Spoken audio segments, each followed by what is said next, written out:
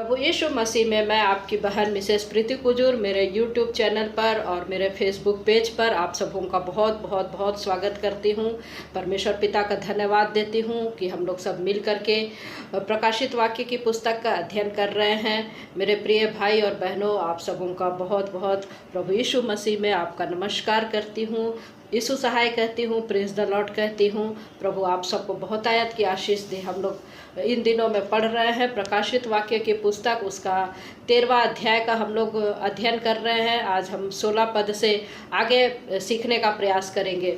हमने पहला पद से लेकर के 9वें पद में हम लोगों ने एक पशु को देखा था जो कि समुद्र में से निकला था, और हमने देखा था कि ये पशु जो है शैतान के वे अधिकारी होंगे, वे लोग होंगे जो मसीह विरोधी होंगे, और जो 10 महाशक्तियाँ जो राष्ट्र के रूप में और 7 भ्रष्ट कलीसियाओं के रूप में होंगे, और जो कि साथ मिल करके मसीह विरोधी मूवमेंट चलाएंगे और मसीह विरोधी प्रचार करेंगे, और ये जो है 3.5 साल तक चलेगा। उसके बाद हम लोगों ने देखा था कि दूसरे पशु को जो कि पृथ्वी से निकलता है और जिसके मेमने के जैसे 2 सींग है और अजगर जैसा वो बोलता है, और ये असली एंटी क्राइस्ट होगा। तो जो ये एक पुरुष होगा।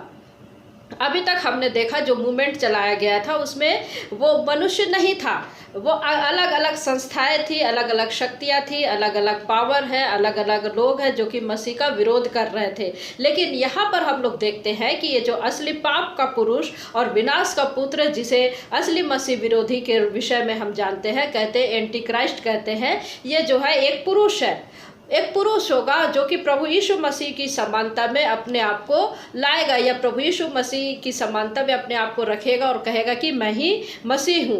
और उसके पास में पूरी दुनिया में की जो ताकत है उसके पास में होगी, अर्थात उसके पास में इतना पावर होगा, इतना दबदबा होगा।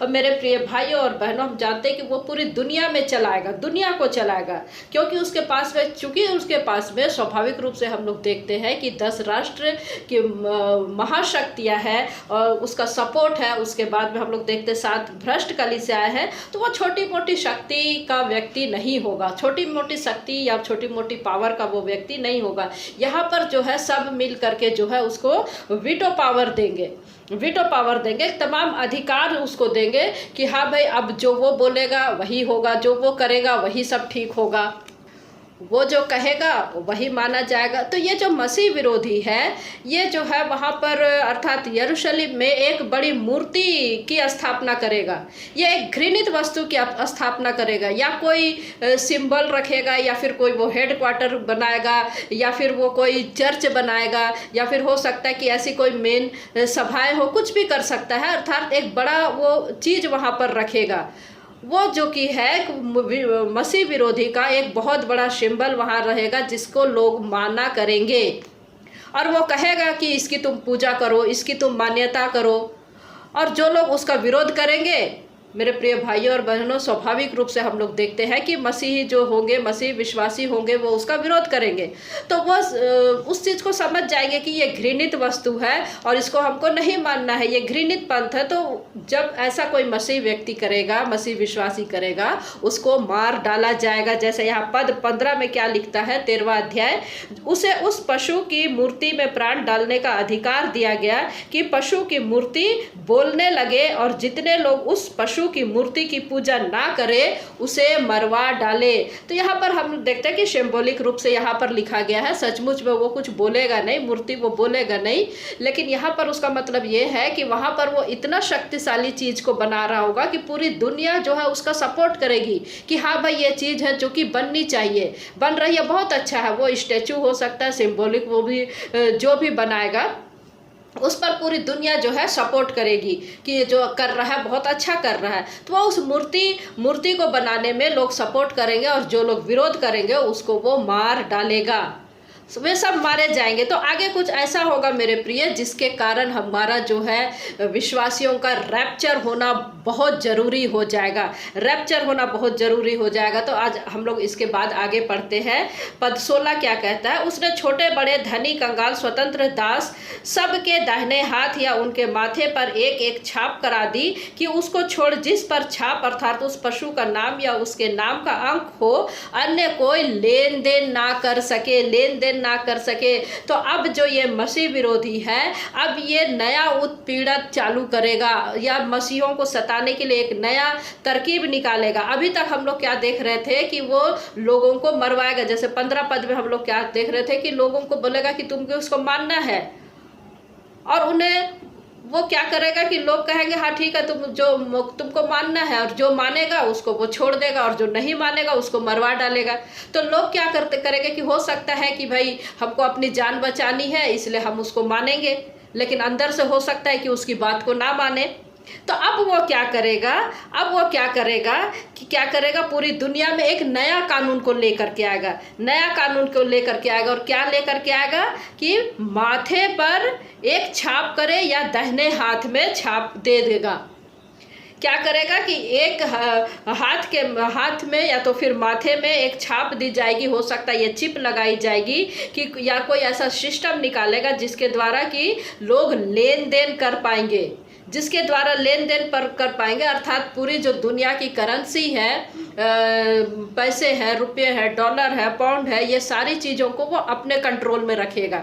हो सकता है कि वो ख़त्म कर दे सारी करेंसी जो आज के दिन में चलती है, वो सारी बंद करके वो एक ऐसी करेंसी को लेकर के आएगा, या तो वो चिप हो सकता है या तो वो कार्ड हो सकता है। ऐसी चीज़ों को हमको इस्तेमाल करना होगा और उसके द्वारा जो है लेन देन सारी दुनिया के लोग कर पाएंगे। ना तो कोई किसी प्रकार का कैश होगा, ना ही नगद होगा, सब कुछ इसके द्वारा हो जाएगा। तो ये जो समय है ये बहुत ही बुरा समय रहेगा, और जब मसीही विश्वासी जो है इस बात को यदि स्वीकार नहीं करेंगे, वो अपने हाथ में छाप नहीं लेंगे, माथे पर छाप नहीं लेंगे, क्योंकि ये छाप यदि वे लेते हैं तो पवित्र आत्मा के छाप से विहीन हो जाएंगे, यानी वो निकल जाएंगे।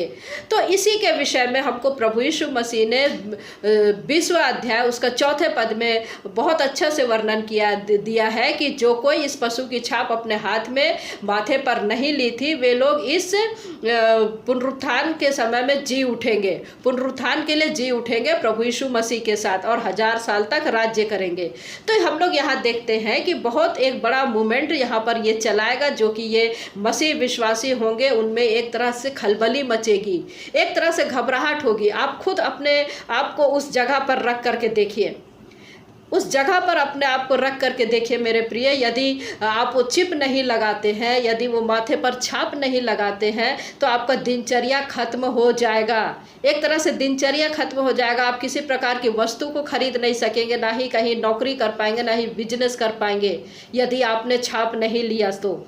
वो तो एक ऐसा समय होगा जब किसी भी हाल में किसी भी प्रकार का कोई भी ऑप्शन मसीह विश्वासियों के पास में नहीं होगा, या तो वो मर जाए या तो वो छाप ले, क्योंकि यदि ये छाप ले लेगा तो मसीह विरोधी हो जाएंगे, और यदि छाप नहीं लिए तो उसका लेन देन बंद हो जाएगा, पैसा बंद हो जाएगा, नौकरी बंद हो जाएगी, जीना दुभर हो जाएगा, दिनचर्या बहुत ज़्यादा प्रभावित होगा, हम भूखे मरेंगे, ना बच्चों को देख पाएंगे, ना फीस दे पाएंगे।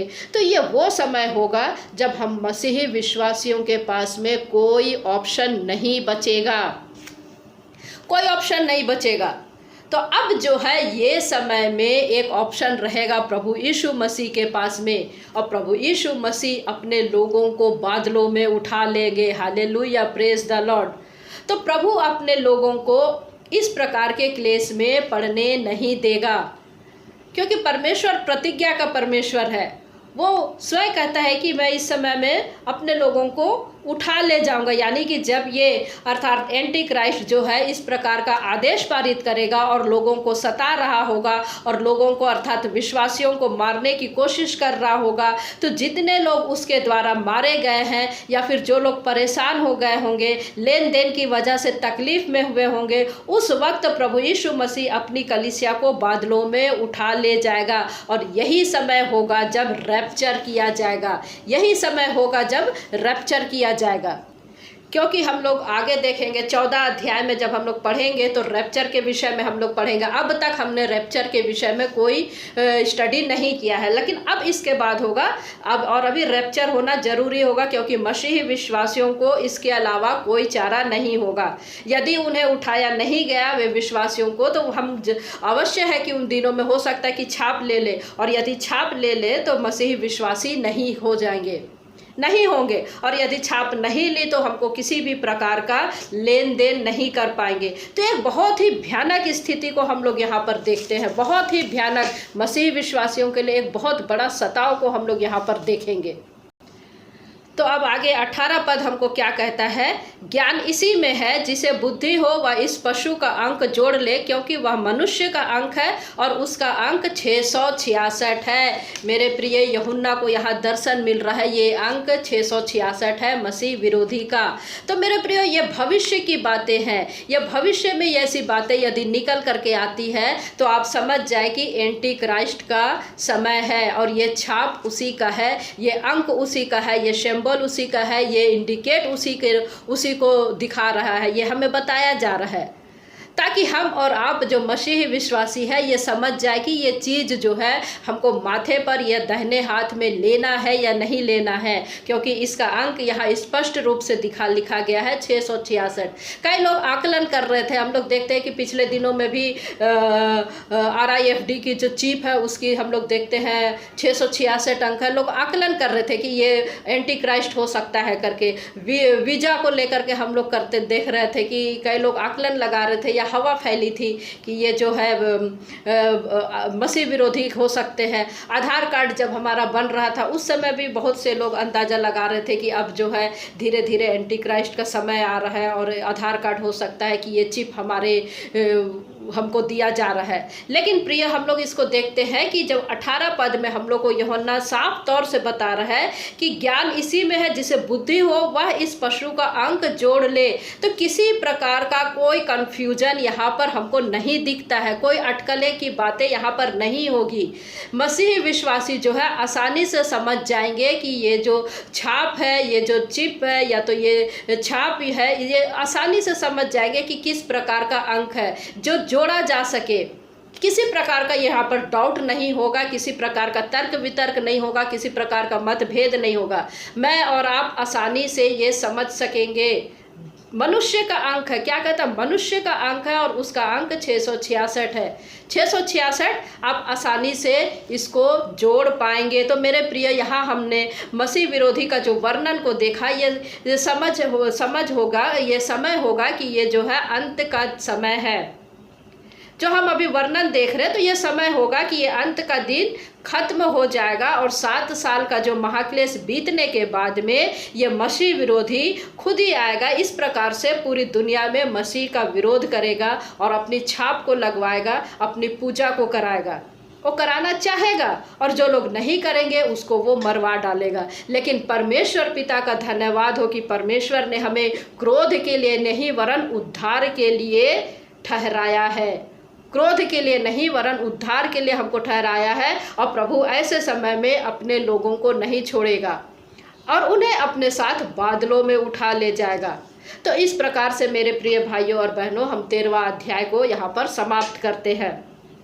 तो हमने 13वें अध्याय में क्या देखा, हमने एक स्त्री को देखा मसीह विरोधी के से पहले है, जो कि मसीह विरोधी संगठन है, जो कि एक मूवमेंट है। उससे पहले हम 2 गवाह को देखते हैं जो कि 3.5 साल के पीरियड में वो लोग रहेंगे।